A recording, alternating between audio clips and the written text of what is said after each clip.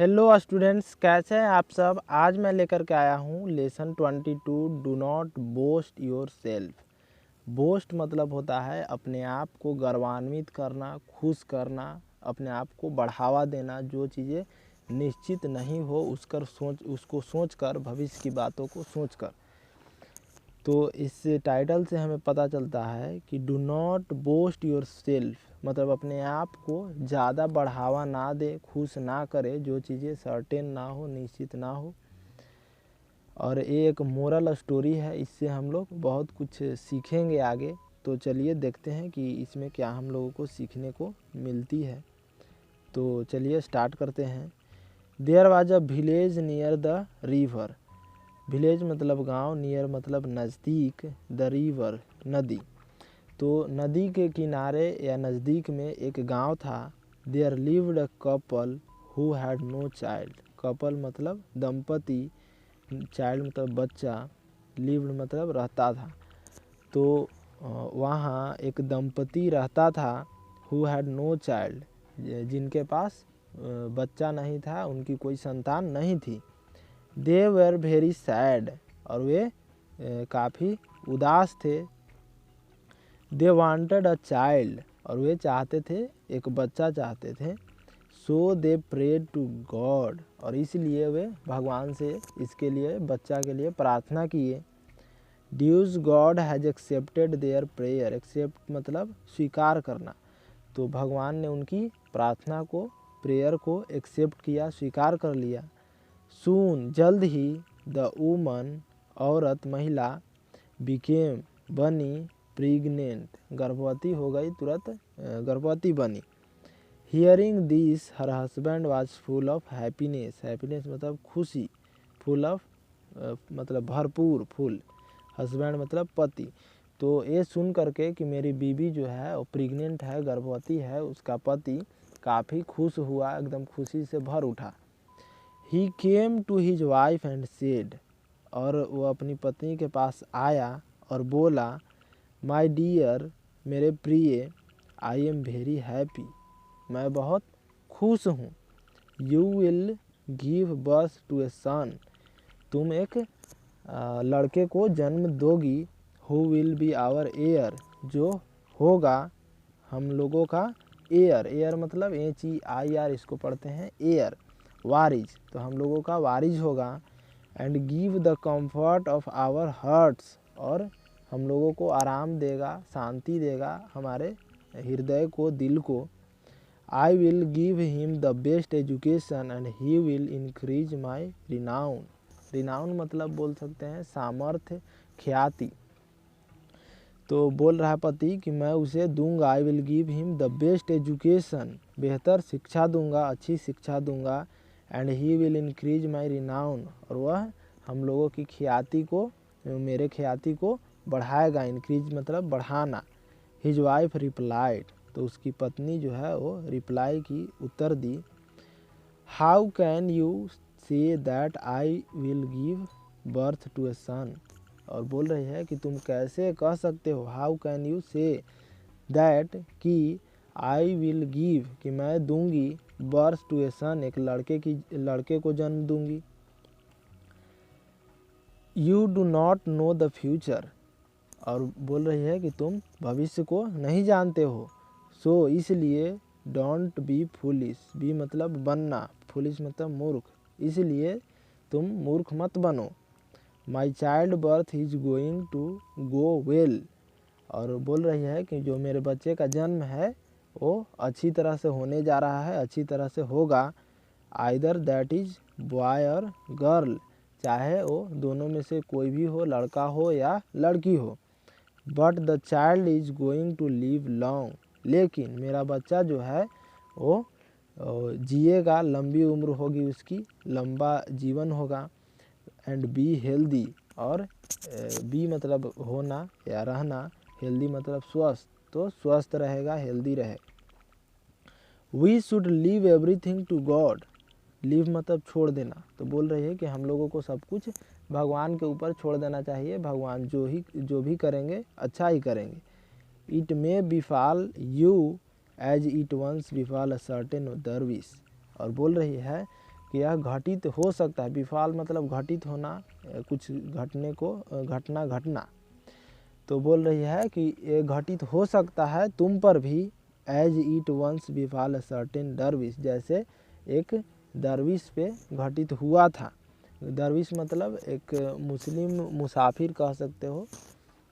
तो एक मुस्लिम मुसाफिर पे जैसे घटित हुआ था उस तरह से घटित तुम पे भी हो सकता है। हर हस्बैंड आस्क्ड, तो इतना जब वो पत्नी बोली तो उसके जो पति है वो पूछा what had happened to that dervish, बोले कि क्या हुआ था उस दरविश, उस मुस्लिम मुसाफिर के साथ क्या हुआ था। The wife said I tell you the story of dervish, तो उसकी पत्नी बोल रही है कि आई टेल यू, मैं बोलूँगी, बताऊँगी, द स्टोरी ऑफ दरविश, उस दरवेश की मुस्लिम मुसाफिर की कहानी। Once there was a king who used to give a piece of cake, वो स्टोरी कहना शुरू की और बोल रही है कि once there was a king, कि एक समय एक राजा था, used to give a piece of cake and a bowl of honey daily to a dervish. दरविश मतलब हमने पहले भी बताया, एक मुस्लिम मुसाफिर कह सकते हो। तो उस मुसाफिर को एक राजा था, used to give, used to मतलब कह सकते हैं कि उसका यह अभ्यास हो गया था, देते रहता था प्रतिदिन। तो दिया करता था a piece of cake, cake मतलब रोटी या टिकिया बोल सकते हो। तो रोटी के टुकड़े को, ए पीस ऑफ केक, एक रोटी के टुकड़ा, एंड और अ बाउल, बाउल मतलब बर्तन, तो बाउल ऑफ हनी, और शहद की एक बर्तन देता था, कटोरे में शहद देता था। डेली, डेली मतलब प्रतिदिन, रोज देता था। The Darwish at the cake and keep the honey into a jar which was always on his head, और जब वो राजा देता था रोटी के टुकड़ा और कुछ हनी, शहद कटोरे में, तो जो दरवेश था, दरविश, एट द केक, तो उस रोटी के टुकड़े को खाता था, एंड कीप द हनी, और उस शहद को रखता था, कीप मतलब रखना, इनटू अ जार, जार मतलब बर्तन मिट्टी का, तो उस बर्तन में रखता था। Which was always on his head, और जो बर्तन था वो हमेशा उसके सर पे होता था, कपार पे होता था। इन दोज डेज, और उस समय, उन दिनों, हनी वाज वेरी एक्सपेंसिव, और उन दिनों जो शहद था काफ़ी कीमती था। एक्सपेंसिव मतलब कीमती, तो कीमती था। Dervish wanted to sell it in the market for money, और जो दरवेश था मुस्लिम मुसाफिर, वो चाहता था सेल मतलब बेचना, ईट मतलब इसे, इन द मार्केट बाज़ार में, फॉर मनी पैसों के लिए उसे हनी को, शहद को बाज़ार में बेचना चाहता था। द दरविश थॉट, और जो दरवेश था मुस्लिम मुसाफिर सोचा, that he would buy 10 ships, कि वह उस हनी को बेच करके खरीदेगा 10 भेड़, and they will give birth to lamps, और जो 10 भेड़ होंगे वो अपने बच्चे को जन्म देंगे। भेड़ के बच्चे को लैम्प बोलते हैं, तो अपने बच्चे को जन्म देंगे। As soon as I shall have 20 sheep in 1 year and their number will steadily increase surely, और बोल रहा हो कि एज सुन एज, जल्द ही, आई शैल हैव, मेरे पास होगा, 20 शीप, 20 भेड़ हो जाएगा मेरे पास, इन 1 ईयर, एक साल में ही हो जाएगा, and their number will steadily increase surely, और उनकी जो संख्या होगी वो धीरे धीरे जरूर बढ़ेगी, अवश्य ही बढ़ेगी। I shall be owner to 500 sheep in 5 year, और बोल रहा है कि मेरे पास हो जाएगा 500, I shall be owner to 500 sheep in 5 years, और बोल रहा है कि मेरे पास हो जाएगा 500 भेड़ इन 5 ईयर, 5 सालों में मेरे पास 500 भेड़ हो जाएंगे। Then I shall buy a cow, और तब मैं खरीदूंगा एक गाय, एन ऑक्स और एक बैल and get a piece of land, और एक भूमि के टुकड़े को, एक ज़मीन खरीदूंगा। My ox will be helpful to plough my land, और जो मेरा ऑक्स होगा, my ox will be helpful, तो बहुत मददगार होगा, सहायता करेगा, to plough my land. Plough मतलब होता है हल जोतना, उसको मिट्टी को उलट पलट करना, तो उसको उलट पलट या हल जोतने में काफ़ी हेल्पफुल होगा, मददगार होगा मेरा बैल।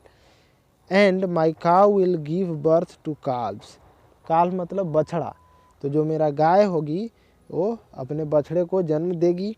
एंड विल प्रोवाइड, प्रोवाइड मतलब प्रदान करना, तो प्रदान करेगी मी विथ मिल्क, और मुझे दूध प्रदान करेगी, दूध देगी मुझे। Soon I shall be rich and earn more money, और वो बोल रहा है दरविश कि जल्द ही मैं बन जाऊंगा, बी रीच अमीर हो जाऊंगा, एंड अर्न और कमाऊंगा, मोर एंड मोर मनी और अधिक से अधिक पैसे मैं कमाऊंगा। Then I shall build house, और तब मैं एक बनाऊंगा घर, एंड बाय स्लैब्स और खरीदूंगा, स्लैब मतलब गुलाम दास, तो दास को खरीदूंगा, गुलाम को अपने लिए खरीदूंगा। एंड मैड सर्वेंट, और कुछ नौकरानियाँ दासी भी खरीदूंगा। I shall marry with a beautiful girl, और मैं शादी करूंगा, विवाह करूंगा एक सुंदर खूबसूरत लड़की के साथ। She will give me a healthy and robust son, और जो वो लड़की होगी वो मुझे देगी हेल्दी एंड रोबुस्ट, हेल्दी मतलब स्वस्थ, रोबुस्ट मतलब मजबूत, हट्टा कट्टा, तो मजबूत एकदम हट्टा कट्टा एक लड़का बेटा मुझे वो देगी, एक लड़के को जन्म देगी। He will bring honour my name, और जो लड़का होगा वो he will bring honour, honour मतलब प्रतिष्ठा सम्मान, to my name after my death, और मेरे मृत्यु के बाद वो जो लड़का होगा वो मेरे नाम को और ख्याति दिलाएगा और ऑनर दिलाएगा, सम्मान दिलाएगा। If he will refuse to obey me then I will beat him with a stick, और बोल रहा है कि यदि वह रिफ्यूज मतलब इनकार कर देता है, टू ओबे मी मेरे आदेशों को मानने से इनकार करता है, then I will beat him तब मैं उसे पीटूंगा, विथ ए स्टिक एक छड़ी से उसे पीटूंगा। The dervish was in his day dream, और यही सोचते हुए दरविश बिल्कुल ही दिन के सपनों में वो था, एकदम सपनों में था। Dervish was in his day dream, दिन के सपनों में था। And he raised his stick, और ये सोचते सोचते वो अपना स्टिक उठाया, रेज्ड मतलब उठाया, स्टिक मतलब डंटा, वो अपना छड़ी उठाया, डंटा उठाया। विच हीट द जार, और जो डंटा था वो हीट कर गया, चोट कर दिया, मारा किस पे, द जार बर्तन पे, जो मिट्टी का बर्तन था जिसमें शहद वो इकट्ठा किए हुए था, उस पे मारा वो डंटा। And broke it into pieces, और उसे वो जो डंटा था वो तोड़ दिया उस जार को, इनटू पीसेज टुकड़ों में। All the honey spread, spread मतलब फैल जाना, छितर जाना, तो सब सारे जो शहद थे वो फैल गए, छितर गए। ऑन द फ्लोर फर्श पे छितर गए, ज़मीन पे छितर गए। द वाइफ सेड सो, और जो पत्नी स्टोरी बोल रही थी अपने पति को, वो बोल रहे हैं कि सो इसलिए, इट इज़ नॉट वाइज यह कोई बुद्धिमानी नहीं है, टू स्पीक ऑफ थिंग्स उन चीज़ों को बोलना या उन चीज़ों के बारे में बोलना, दैट आर अनसर्टेन जो चीज़ें अनसर्टेन मतलब अनिश्चित, तो जो चीज़ें अनिश्चित है, निश्चित नहीं है कि ये होगा ही, उन चीज़ों के बारे में सोचना या बोलना कोई बुद्धिमानी नहीं है, बुद्धिमानी की बात नहीं है। तो यह स्टोरी में यही हम लोगों को सीख मिलता है कि जो चीज़ें सर्टेन नहीं हो उनके बारे में ज़्यादा ना सोचें, जो चीज़ें आपके हैंड में हो, सर्टेन हो, उसी के बारे में सोचें, उसी पे काम करें। तो हमें कमेंट बॉक्स में ज़रूर बताएं कि यह स्टोरी आप लोगों को कैसी लगी।